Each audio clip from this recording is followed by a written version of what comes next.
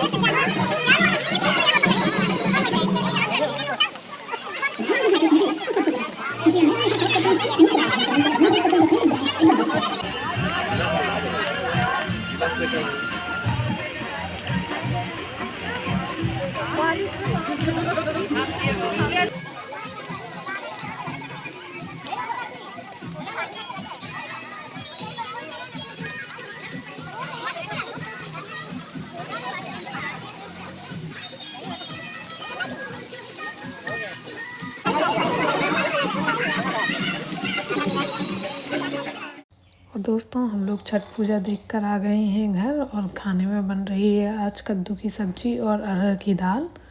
तो हम आ गए हैं किचन में और हमने अपना काम शुरू कर दिया है। तो सबसे पहले कद्दू को अच्छे से छील लेते हैं, उसके बाद फिर बनाएंगे। और दोस्तों, आज तो काफ़ी ठंडा मौसम हो गया है, हल्की हल्की सी ठंड भी लग रही है। और आज खाने में अरहर की दाल और कद्दू की सब्ज़ी के साथ रायता भी बनाएंगे और चटनी भी। तो आज का जो कद्दू है वो बहुत ज़्यादा नहीं है, इसलिए हम 1-2 आलू भी इसमें मिक्स कर लेंगे, ताकि अभी सबको हो जाए फिर ये सब्ज़ी।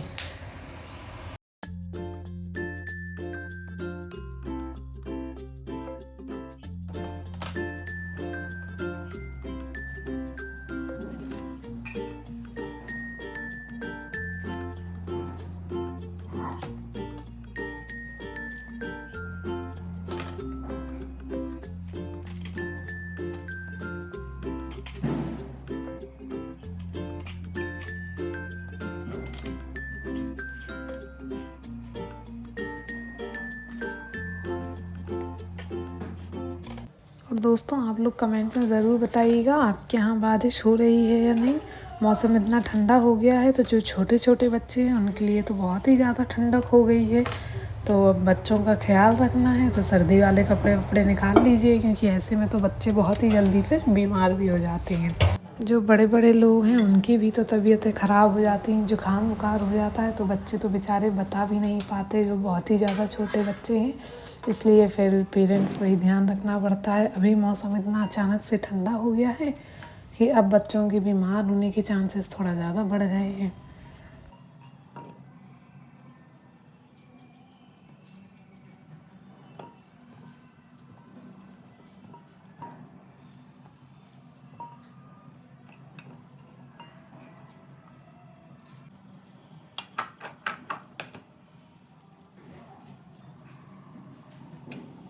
तो दोस्तों, कद्दू तो हमने काट लिया है, और देखिए थोड़ा सा ही कद्दू है, इसलिए हमने 2 आलू भी ले लिए हैं, ताकि सबको अभी के लिए सब्ज़ी हो जाएगी और शाम को फिर कुछ और बना लेंगे खाने में। हम 4 तो लोग ही हैं दोस्तों, तो चाहे जितनी भी कम बनाने की कोशिश करूँ, थोड़ा बहुत तो बच ही जाता है शाम के लिए। इसलिए हम कोशिश करते हैं कि कम से कम ही बनाएं, ताकि फिर वेस्ट ना हो खाना।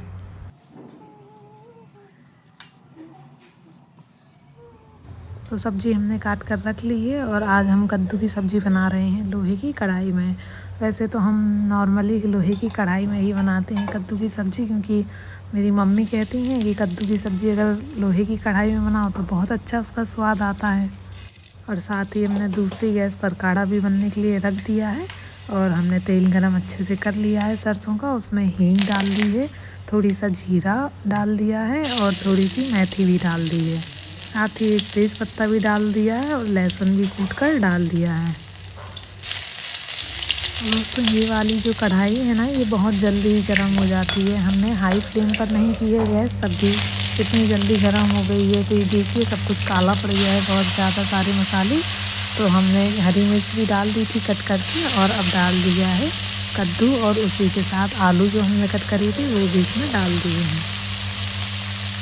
तो आप लोगों को ये सब्ज़ी के साथ साथ एक दूसरी आवाज़ भी आ रही होगी, तो वो दूसरी आवाज़ हमारे एग्जॉस्ट की है।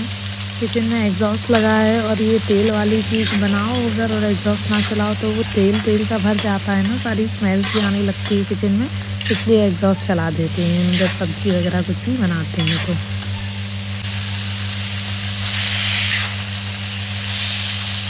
तो सब्ज़ी को अब थोड़ी देर चलाएंगे ऐसे ही, और जहाँ से हल्का हल्का पकने लगेगा कद्दू वगैरह तो उसमें हम थोड़ी सी हल्दी ऐड कर देंगे टेस्ट के हिसाब से, और टेस्ट के हिसाब से ही नमक भी ऐड कर देंगे।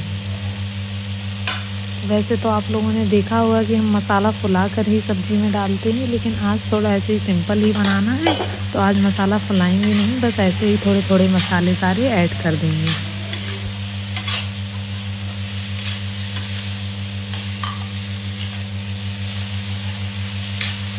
तो हल्दी और मसाला हमने ऐड कर दिया है, अब इसको ढक देंगे और ढककर मीडियम फ्लेम पर पकाएंगे। साथ ही काढ़ा बनकर तैयार हो गया है। तो अभी पापा तो टहल कर नहीं आए हैं और पति देव आ गए हैं, तो उनको छान कर दे देते हैं। और दोस्तों काढ़ा में हम नमक तो मिला ही देते हैं पहले से, बस जब छान लेते हैं तो उसमें नींबू भी निचोड़ देते हैं। तो चलिए पति देव को काढ़ा अब दे देते हैं। और दोस्तों जब हम किचन में आए ही थे सुबह, तभी हमने दाल को भिगो कर रख दिया था, तो दाल अच्छे से भीग गई है, दाल के छिलके भी सारे निकल गए हैं। और अब इसमें हल्दी और नमक डालकर रख देते हैं उबालने के लिए। और बस दाल में 2 सीटी आ जाएंगी तो दाल भी उबल जाएगी। और हम अरहर की दाल को दोस्तों लो फ्लेम पर ही पकाते हैं, तो 2 सीटियों में अच्छे से पक जाती है। हाई फ्लेम में हम इसको नहीं पकाते हैं।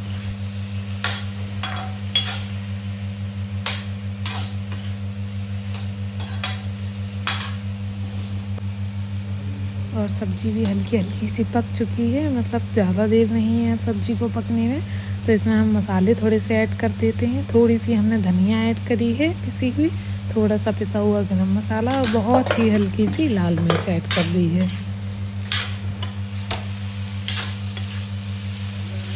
अब सब्ज़ी को थोड़ी देर चलाकर ढककर इसको रख देंगे पकने के लिए, और थोड़ी देर में ही सब्ज़ी बनकर हो जाएगी तैयार।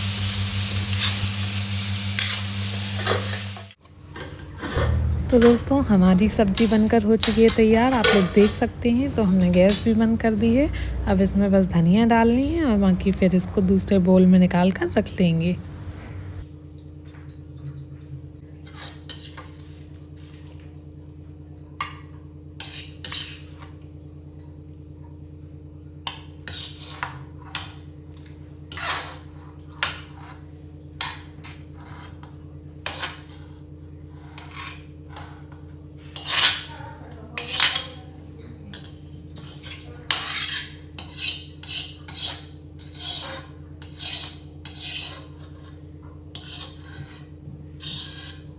तो दोस्तों स्वादिष्ट सब्ज़ी बनकर हो चुकी है तैयार, और साथ ही दाल भी उबल गई थी। तो अब दाल को भी फ्राई कर लेते हैं।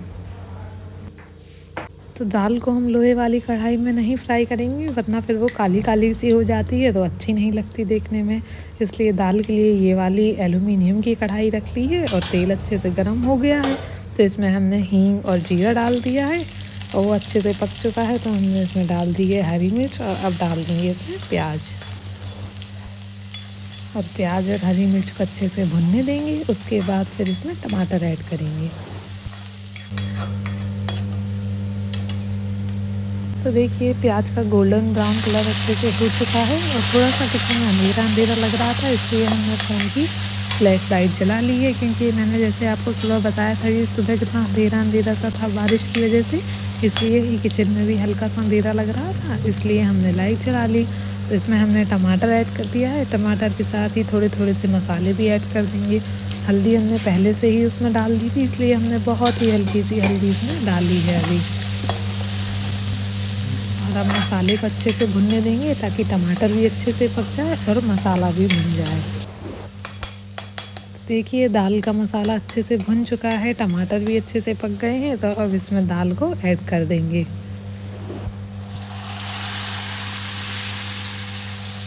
तो दोस्तों आज की दाल हमने ज़्यादा पतली नहीं की है, क्योंकि पतली दाल यहाँ किसी को अच्छी नहीं लगती हमारे घर में, और गाढ़ी दाल होती है तो वो सबको अच्छी लगती है, इसलिए हमने दाल को आज पतला नहीं किया है, गाढ़ा ही रहने दिया है।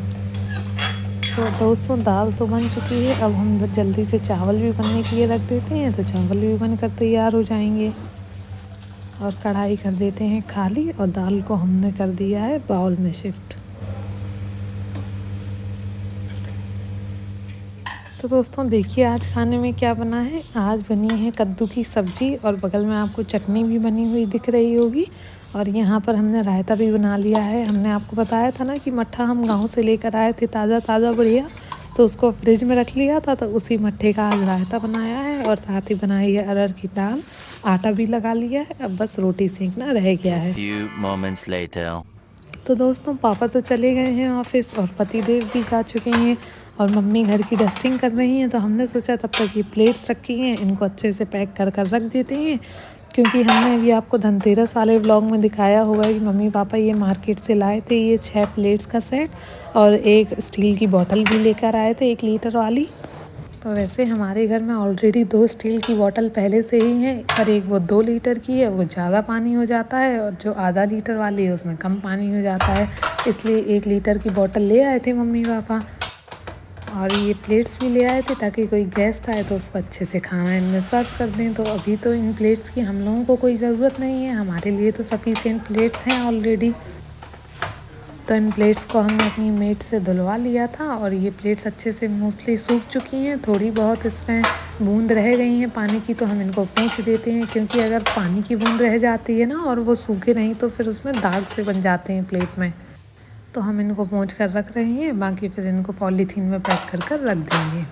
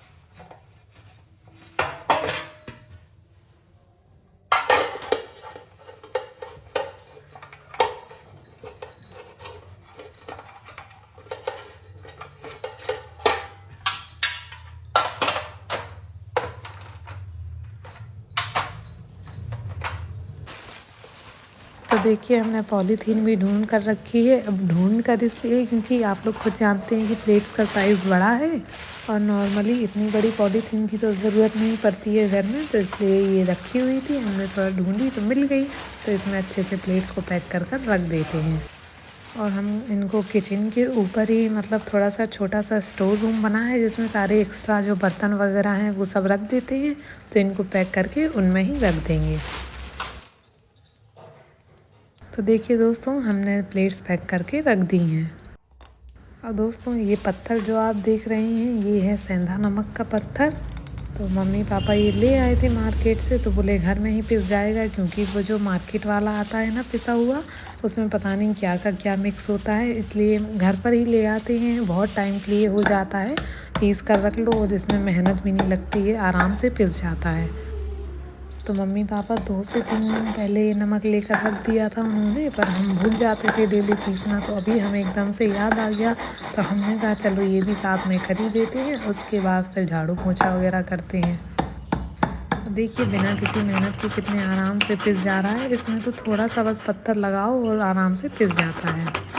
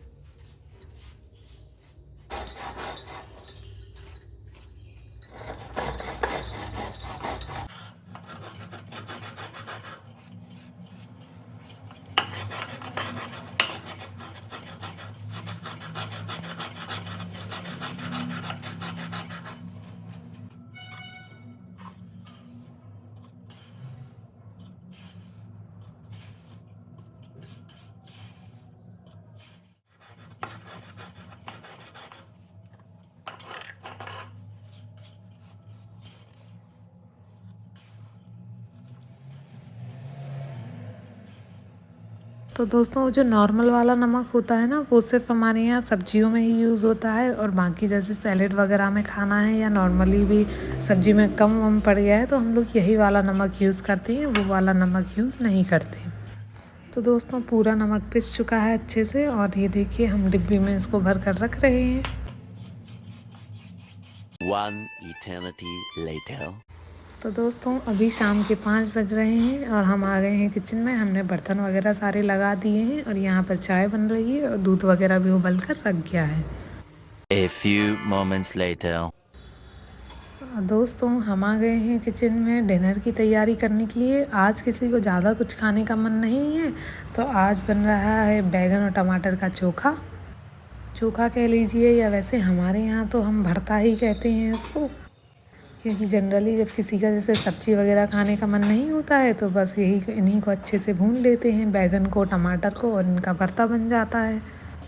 और आज सभी का भरता ही खाने का मन था, तो हमने कहा चलो भरता ही बना लेते हैं। तो देखिए हमने 2 मीडियम साइज़ के बैगन ले लिए हैं, और मुलायम बैगन ही थे, ज़्यादा हार्ड नहीं होने चाहिए। और इनमें हमने अच्छे से सरसों का तेल लगाकर भुनने के लिए रख दिया है। और दोस्तों इसको हम हाई फ्लेम पर नहीं पकाएंगे, क्योंकि अगर हम जैसे हाई फ्लेम पर इनको भूनेंगे तो फिर ये जल जाएंगे और अंदर से पकेंगे भी नहीं। इसलिए हमने, आप लोग देख सकते हैं कि फ्लेम को बिल्कुल लो ही रखा है और लो में ही इनको भून रहे हैं। और जो लोग गांव से बिलोंग करते होंगे वो लोग तो जानते ही होंगे कि ये गांव में जैसे भरता वगैरह है कितना बनाया जाता है बढ़िया चूल्हे में भूनकर। अब यहाँ चूल्हा वगैरह तो है नहीं, तो यहाँ पर इसको गैस में ही भूनकर हम लोग काम चला लेते हैं।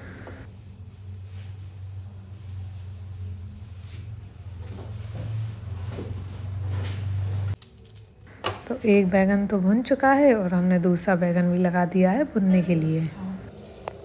तो देखिए दोनों बैगन भी भुन चुके हैं, बस टमाटर और रह गया है भुनने के लिए। जल्दी से टमाटर को ज़्यादा टाइम नहीं लगता भुनने में, तो टमाटर तो तुरंत ही भुन जाता है।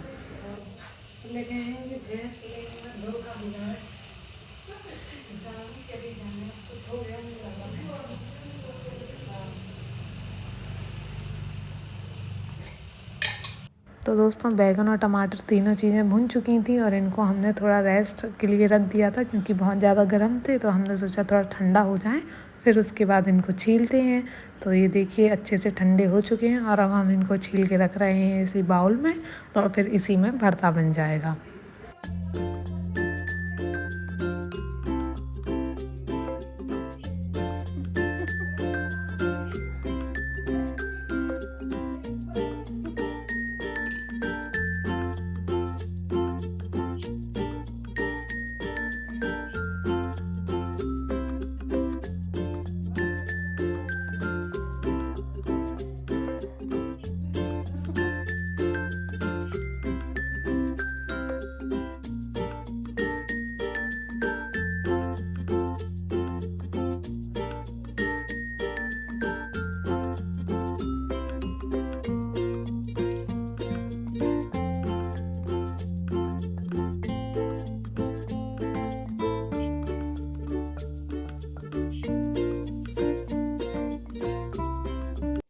तो दोस्तों यहाँ पर भरता मम्मी बना रही हैं। मम्मी बोलेंगी तुम जब तक आटा लगा लो, हम बना देते हैं भरता।